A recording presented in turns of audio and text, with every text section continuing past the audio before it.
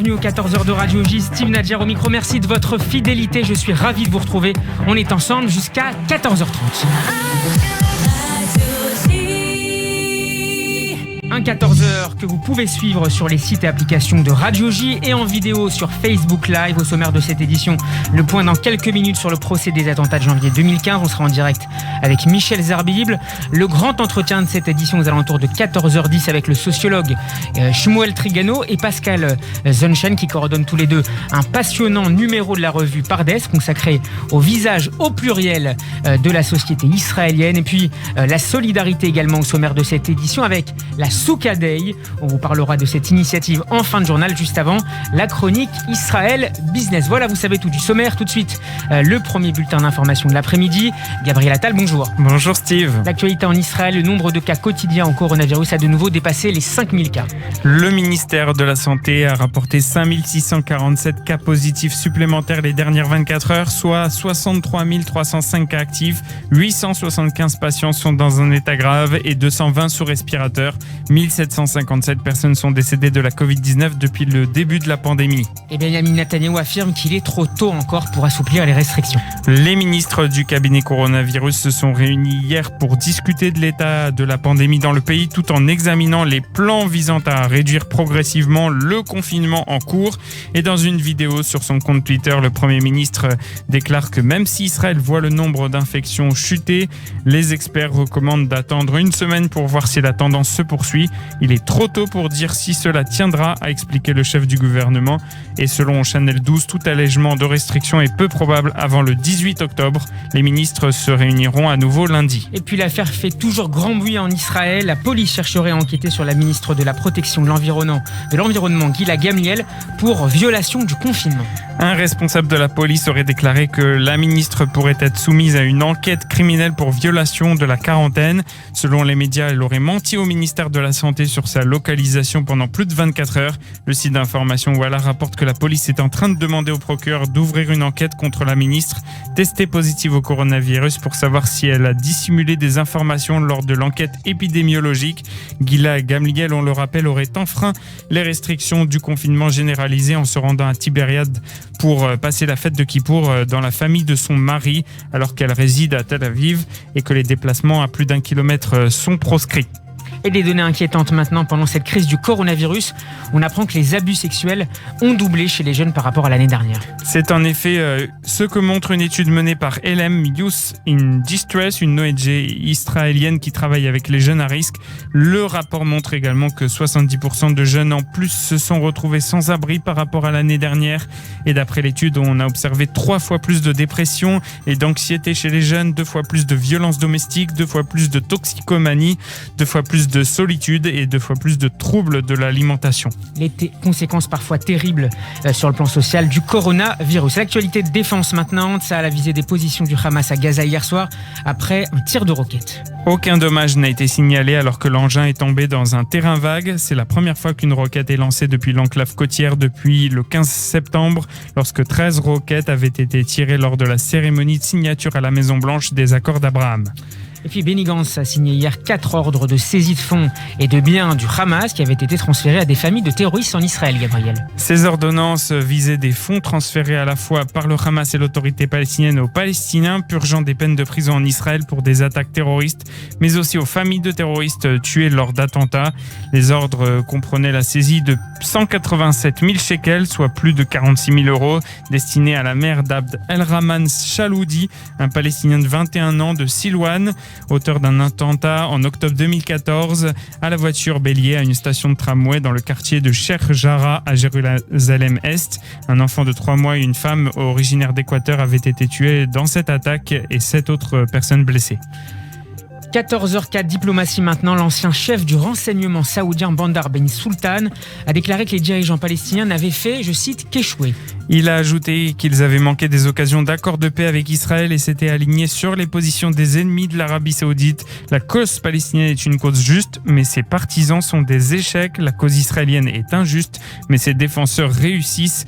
Cela résume les événements des 70 ou 75 dernières années, a lâché Bandar bin Sultan. Des déclarations saoudiennes qui ne manqueront pas de faire réagir certainement dans les prochaines heures. Ramallah.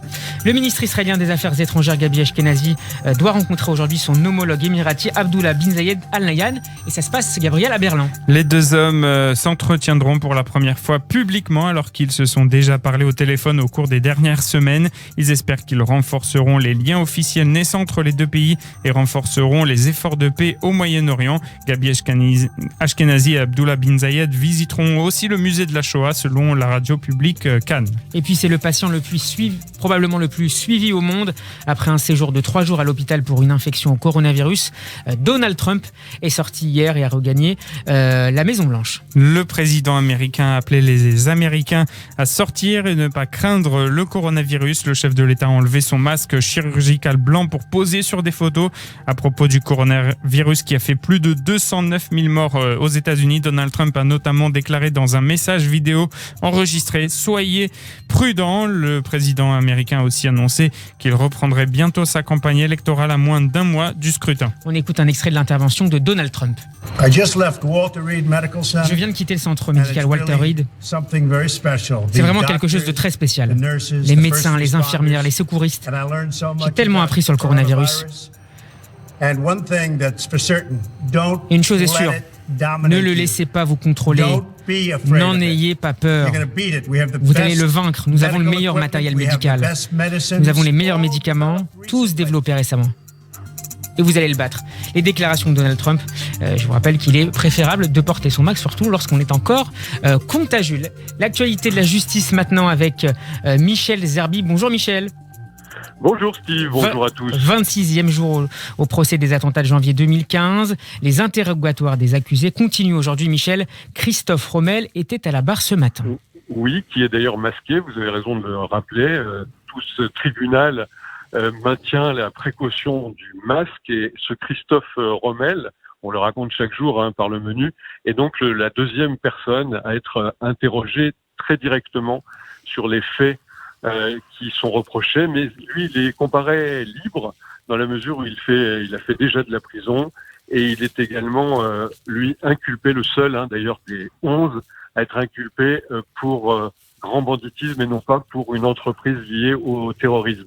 Christophe Romel, c'est le copain de Willy Prévost, dont je parlais hier, et c'est aussi son homme de main, on peut le dire, mais ce matin, les interrogatoires, notamment des parties civiles, ont montré que ce Christophe Romel, d'origine antillaise, converti à l'islam, était donc l'homme de main de Willy Prévost, mais que lui aussi a parlé des relations, cette fois-ci encore plus fortes, entre Willy Prévost et Hamedi Koulibaly, le tueur de l'hypercacher.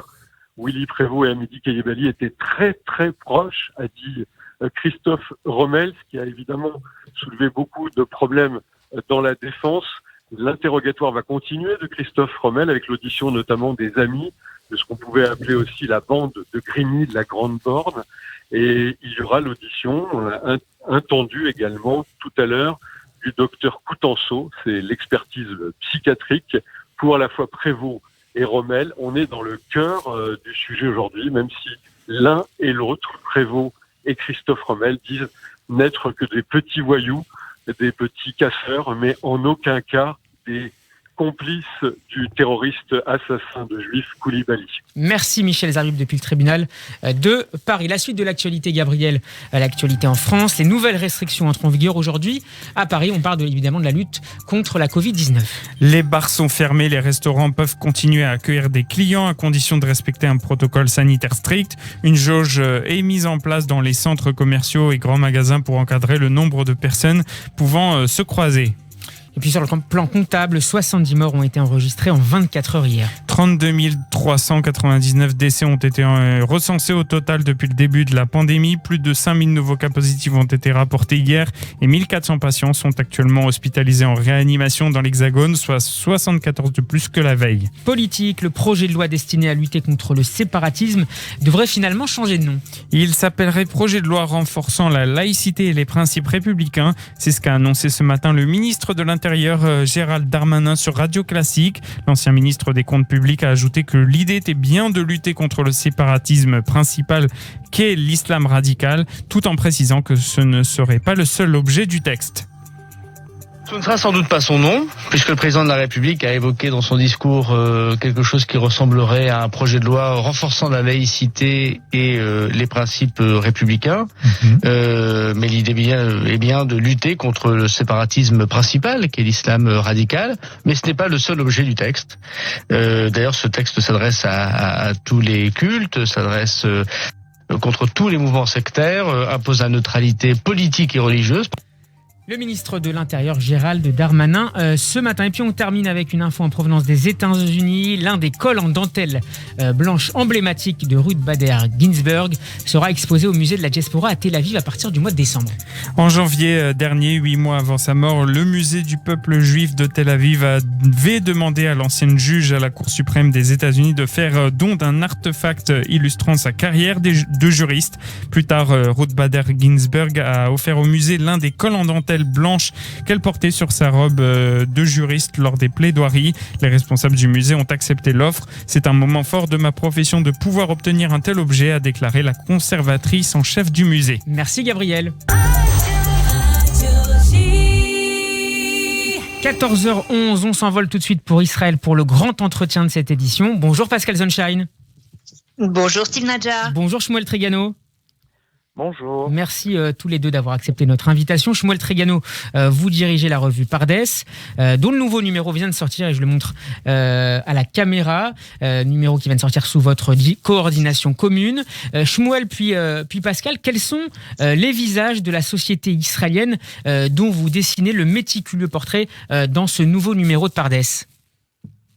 Oui, je voudrais rappeler tout d'abord que ce numéro est fait de toutes les enquêtes réalisées dans le cadre de Menorah.info, de l'association Dialogia, qui est une sorte de revue internetique consacrée à la société israélienne.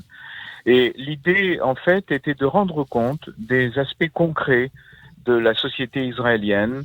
Le titre lui-même est significatif. Le peuple israélien, c'est pas exactement le peuple juif, puisqu'effectivement, il y a dans cette société non seulement différents secteurs du monde juif, mais également des non-juifs. Vous distinguez d'ailleurs dans un de vos textes, Shmuel Trigano, la nation israélienne du peuple juif. Je pense qu'il faut distinguer entre nation israélienne et peuple juif. Le peuple juif est plus grand que la nation puisqu'il y a des juifs qui sont d'autres nationalités et tous les juifs ne sont pas en Israël. Mais la nation israélienne est en lien avec l'État d'Israël et toutes les sociétés, toutes les populations qui sont inscrites dans ce rapport sont des populations israéliennes. Donc en fait, même si la chose est un peu douloureuse à dire, il n'y a pas une convergence absolue entre la nation israélienne et le peuple juif. Pascal Sunshine, vous avez rédigé de nombreux articles et interviews qui composent ce numéro. Comment est-ce que vous avez procédé dans votre enquête ? En fait, on a commencé effectivement par le premier sujet, disons chronologiquement, qui se présente dans la revue, c'est celui des Arabes israéliens. Et à partir des constats opérés sur ce segment de la population israélienne, on a effectivement éprouvé le besoin d'aller plus loin, de comprendre ce que c'est que ces différents segments de la population israélienne, ce que le président de l'État, Reuven Rivlin, appelle les tribus d'Israël. Il y a une véritable évolution constante, une dynamique constante de cette société israélienne. Et pour la comprendre, il faut effectivement entrer en profondeur, comprendre ce que sont ces segments, séparément, l'un par rapport à l'autre, comment ils s'inscrivent dans cette réalité israélienne et qui font cette société. Pascal et puis Shmuel Trigano, est-ce que cette société, ces multiples facettes de la société israélienne, est-ce que cette société risque la fragmentation ? La fragmentation, elle est permanente. Il y a en fait une rencontre, une sorte de télescopage entre ces différentes facettes de la société israélienne qui crée justement à la fois les problématiques que l'on voit à travers ce qu'on a raconté dans la revue, mais aussi ce qui fait avancer cette société, c'est-à-dire à chaque fois les défis qui surgissent et qui l'amènent à se poser des questions sur elle-même. Shmuel Trigano. Si vous voulez, d'abord, le premier constat pour un lectorat extra-israélien, c'est de découvrir que loin d'être une société raciste, d'apartheid, de discrimination, Israël est une société hyper multiculturaliste, jusqu'à l'autodestruction, on pourrait dire. Je suis absolument pas d'accord, par exemple, avec la définition du président de l'État. Parler de tribu, là où il est question de citoyenneté, me semble un vrai problème. Et le problème, si vous voulez, c'est que cela s'inscrit dans une longue histoire. On a commencé au lendemain de la création de l'État par la mamlartiout, une sorte de républicanisme, d'esprit public ben-gurionienne, qui a échoué parce qu'elle était mal conçue. L'identité qu'elle promouvait n'était pas celle de tous les Israéliens. Et on en est arrivé à une extraordinaire diversification. Ça s'appelle en Israël les migzar, les secteurs. Il y a donc une sectorisation de la population, des partis religieux, des partis arabes, etc., etc. Et puis il y a une grande masse au centre qui participe d'un peu de tout. Et je pense que Israël, de toute façon, à ce niveau-là, est confronté à ce à quoi sont confrontées toutes les sociétés démocratiques, comme en Europe, comme en France. Quelle est la part du national, de la dimension unifiante, et la part du concret de la réalité. Shmuel Trigano, dans quelle mesure, si je comprends bien, ce qui passe dans les évolutions au sein de la société israélienne rencontre aussi un mouvement plus global. Dans quelle mesure, concernant l'État d'Israël, le caractère juif de l'État hébreu résiste-t-il à la formation naturelle, finalement sous l'effet du temps, de la formation d'une identité purement israélienne ? Si vous voulez, dans tout pays, il y a une identité nationale, contrairement à ce que certains pensent. Mais cette identité nationale, en démocratie, va de pair avec une citoyenneté, c'est-à-dire l'égalité des droits pour toutes les populations. Et cet équilibre n'a pas encore été trouvé en Israël. Et je dois ajouter que ce livre que nous produisons, en fait, il a pour point de départ une vision française des choses aussi. Une vision française pour ceux qui ont mon âge. Nous avons connu l'idée d'une centralité républicaine et étatique et la possibilité, après la Deuxième Guerre mondiale, de développer des identités secondaires. Aujourd'hui, ce mouvement est en pleine crise avec la future loi sur le séparatisme, etc. Et Israël, en fait, doit encore trouver cet équilibre entre la dimension judaïque et la dimension de la citoyenneté démocratique pour l'ensemble des populations. Tout le problème, c'est le récit de chacune de ces populations. Par exemple, la population arabe est extrêmement irrédentiste. Elle ne reconnaît pas l'État. Elle ne reconnaît pas sa légitimité. En tout cas, à travers ses partis. Peut-être pas sur le plan total de la population, mais il y a là des problèmes. Prenons les ultra-orthodoxes non plus. Ils sont à l'écart de la règle générale. Donc là, il y a un problème qui est un vrai laboratoire et j'espère qu'Israël trouvera une solution à ces contradictions internes. Et il y a de nombreuses contributions particulièrement intéressantes, notamment celle d'Amnon Rubinstein ou encore du journaliste Seir Ettinger qui permettront aux lecteurs de mieux comprendre ces enjeux. Pascal Sunshine, vous êtes notre correspondante permanente en Israël. Vous consacrez également plusieurs articles aux Juifs de France, mais c'est un autre sujet sur lequel j'aimerais vous faire réagir avant de nous quitter. Israël commémore aujourd'hui le 47e anniversaire du début de la guerre de Yom Kippour en octobre 1973 et des archives inédites du général Ariel Sharon vont être diffusées ce soir à la télévision. Qu'en est-il ? Et puis plus globalement, il nous reste quelques secondes. On parle beaucoup de deuxième Yom Kippour, de deuxième problème ou catastrophe en cette période de coronavirus. Quelle est la place de cette guerre dans la mémoire, dans l'imaginaire israélien ? C'est justement ça qui est passionnant quand on se concentre sur cette société israélienne. C'est à la fois ces lignes de clivage et à la fois les événements qui constituent son identité. Et dans le cœur de ces événements, il y a évidemment l'importance de la véritable tragédie qui a été la guerre de Kippour, tragédie vraiment dans le sens grec et pas dans le sens de drame, et qui continue à vivre jusqu'à aujourd'hui. C'est vrai que les commémorations passent un peu au second plan, mais qu'on devrait découvrir ce soir sur la deuxième chaîne israélienne des images inédites prises par un soldat, un ami proche d'Ariel Sharon, avec une caméra d'amateur qui a suivi avec lui les combats sur le canal de Suez.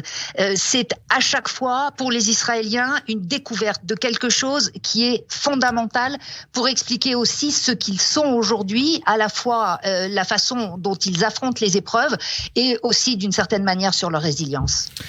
Merci Shmuel Trigano, merci Pascal Sunshine. Le nouveau numéro de Pardes est disponible en ligne et dans toutes les bonnes librairies et c'est à lire rapidement. Merci beaucoup à tous les deux. Merci. On va marquer une pause à 14h20, mais ne bougez pas, on se retrouve dans un instant pour la suite et fin du journal. On parlera d'une belle initiative à l'occasion des fêtes de Soukhot. Vous êtes bien sur Radio J. À tout de suite.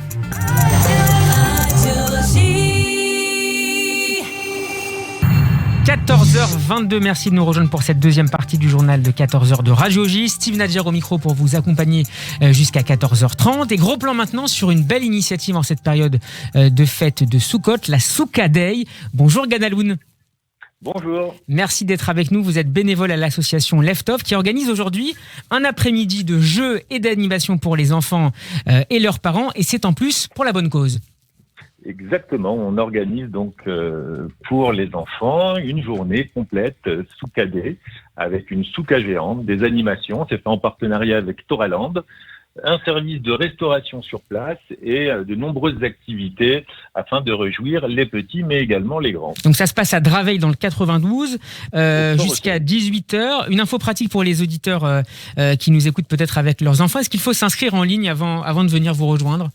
Alors, il faut s'inscrire en ligne, mais on a la possibilité également d'arriver sur place et de prendre des tickets. Simplement, situation oblige, nous avons reçu les autorisations de la préfecture d'accepter uniquement 1000 personnes, alors que les années précédentes, pour information, on était plus de 2500. Donc, on peut se rendre sur place et malheureusement, on va être limité par la préfecture pour le nombre de personnes que nous pouvons accepter à l'intérieur. Gadaloun, j'aimerais qu'on en dise un mot maintenant à 14h24. En quelques mots, Leftov au quotidien, c'est quoi ? Leftov au quotidien, c'est l'accompagnement de famille, c'est la maison Leftov, c'est le Lev Park pour les enfants, donc un espace de jeu dans lequel on peut aller s'amuser. Que les familles connaissent bien, j'imagine, sur cette antenne. Exactement. C'est une épicerie également dans laquelle on a toutes sortes de produits alimentaires et surtout non alimentaires. C'est un suivi quotidien de nombreuses familles et la période étant ce qu'elle est, on a de plus en plus de demandes. On est vraiment sollicité sans cesse. Comment est-ce qu'on peut vous aider en quelques secondes ? Il faut aller sur le Facebook, sur le site internet de Leftov et faire un don, ou alors même, nous sommes également à la recherche de bénévoles, de personnes qui veulent aider, qui veulent nous aider à distribuer, qui veulent nous aider lors de toutes les campagnes qu'on essaye de mener à bien tout au long de l'année. C'est des visites aux personnes âgées, c'est des aides scolaires, c'est des aides dans la vie de tous les jours auprès des administrations ou autres. C'est vraiment un suivi complet. On fait également, comme beaucoup, la distribution de colis, mais les colis alimentaires, ce n'est pas une fin en soi, c'est l'accompagnement en fait journalier de toutes ces familles. Souka Day par Leftov, c'est aujourd'hui jusqu'à 18h à Draveil dans le 92. Merci beaucoup Gadaloun et bravo. Bon après-midi. Merci à vous. Merci.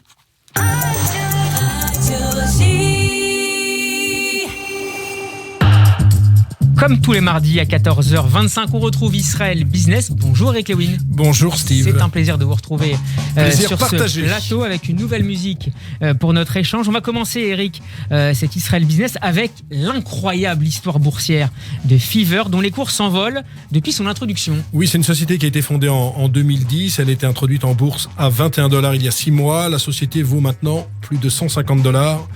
Ça fait une valorisation dépassant les 5 milliards de dollars. Profitable depuis le second trimestre, Fiverr est une place de marché en ligne pour les travailleurs indépendants. C'est ce que l'on appelle dans le jargon la gig économie ou encore l'économie des petits boulots. Les prestations sont multiples. Le design, le logo, le marketing digital, la traduction, encore la programmation. Imaginons que vous vouliez enregistrer une musique, vous avez créé une chanson, vous voulez enregistrer une musique. C'est mon vieux rêve, Eric. Eh bien, vous allez vous servir des musiciens qui, en studio, vont pouvoir vous proposer des prix à des prix ultra concurrentiels, permettant un peu plus de dématérialiser le monde de la musique. Alors, il s'agit par exemple pour un musicien, par exemple, des freelances pour l'enregistrement d'un titre. Bref, vous avez bien compris, la société est celle qui profite sans doute le plus du télétravail avec bien sûr Netflix. Donc, il faut bien retenir son nom, ça s'appelle Fiverr. Covid ou pas Covid en Israël, les entreprises américaines continuent à faire leurs emplettes dans le pays, Eric. Cisco, c'est une multinationale américaine spécialisée sur les routeurs ou encore les systèmes de visioconférence. Elle vient d'acheter PortShift, c'est une société israélienne spécialisée dans ce qu'on appelle la cybersécurité pour $100 millions. Autant dire que c'est une goutte d'eau. Une goutte d'eau, $100 millions, vous allez me dire, pourquoi? Quelle prétention, parce que Cisco, on vaut en bourse plus de $160 milliards. Ah oui. Revenons à la cible, PortShift a été fondé en 2018 à Tel Aviv par l'un des anciens responsables de la division infrastructure de Checkpoint Technology. Vous savez, c'est la société israélienne la plus valorisée au monde, elle vaut 17 milliards, elle est cotée sur le Nasdaq. Depuis sa création, PortShift a levé $5,3 millions, elle a simplement 15 salariés. Alors vous allez me dire, mais comment ça se fait que Cisco a accepté de payer $100 millions à une société qui n'a que 15 salariés? Tout simplement parce qu'elle a une vraie avance technologique avec une plateforme de sécurisation des applications qui vont du développement à l'exécution. Et puis le feuilleton NanoX se poursuit. Alors vous vous rappelez je vous ai parlé il y a 2 fois déjà de ce spécialiste de l'imagerie médicale avec son scanner low cost. Absolument. Léger, ultra performant. La société a été introduite fin août à $18. Elle est montée jusqu'à un plus haut de $66 avant de retomber vers les $24 il y a 6 jours. Que s'est-il passé? Il y a des fonds américains, Muddy Waters et Citron, qui ont indiqué que les produits du groupe n'avaient rien de sérieux. En fait, ces fonds sont ce qu'on appelle des short sellers. C'est-à-dire que leur stratégie, c'est de vendre les titres à découvert en estimant qu'ils ne valent strictement rien. Pour ces fonds, NanoX est une escroquerie. Alors, qu'est-ce s'est-il passé? Eh bien, la société israélienne a réagi en indiquant qu'elle fera une démonstration live de son système d'imagerie médicale fin novembre à Chicago lors du salon de la radiologie. Ça va être décisif, j'imagine. Ça va être décisif et l'action est passée de $24 à $40 en l'espace de 2 séances. Bref, c'est un très très bon feuilleton pour nos chroniques automnales. On verra si c'est une escroquerie ou si au contraire il y a quelque chose derrière. Moi je pense quand même, si je dois me mêler, il y a quand même un procédé technologique derrière. C'est quand même une très très belle société parce que je vois pas la bourse américaine accepter une société qui repose sur une escroquerie. Il y a eu ça dans l'histoire, il y a eu Enron au tournant des années 2000, mais je ne crois pas. Je pense que NanoX reste quand même un très beau dossier. En tout cas, le rendez-vous est pris pour la fin du mois de novembre. Merci Eric Lewin pour la chronique Israël Business, c'est tous les mardis. Bonne semaine Eric. Bonne semaine Steve. Allez, de la musique pour terminer cette demi-heure, c'est la bande-son du 14h. On s'écoute aujourd'hui le duo Miri Messika et Narkis qui interprètent une chanson intitulée Moshe. Je vous laisse tout de suite en compagnie de mes camarades Hélène Schumann et Philippe Sinclair que je salue. Bel après-midi sur Radio J. À demain, portez-vous bien.